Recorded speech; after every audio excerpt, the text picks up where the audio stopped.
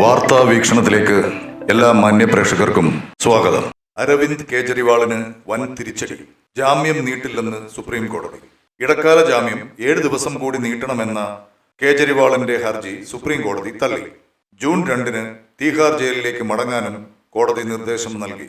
ജാമ്യത്തിനായി വിചാരണ കോടതിയെ സമീപിക്കാൻ ഡൽഹി മുഖ്യമന്ത്രിക്ക് സ്വാതന്ത്ര്യം നൽകിയതിനാൽ ഹർജി നിലനിർത്താനാകില്ലെന്ന് ചൂണ്ടിക്കാട്ടിയാണ് സുപ്രീം കോടതി രജിസ്ട്രി അപേക്ഷ സ്വീകരിക്കാൻ വിസമ്മതിച്ചത്. മെയ് 10-ന് ജസ്റ്റിസുമാരായ സഞ്ജീവ് ഖന്ന, ദീപാങ്കർ ദത്ത എന്നിവരിൽ നിന്ന് കേജ്രിവാൾ ഇടക്കാല ജാമ്യം നേടിയിരുന്നു. അന്ന് ജൂൺ 2-ന് തീഹാർ ജയിലിൽ കീഴടങ്ങാനും ആവശ്യപ്പെട്ടിരുന്നു.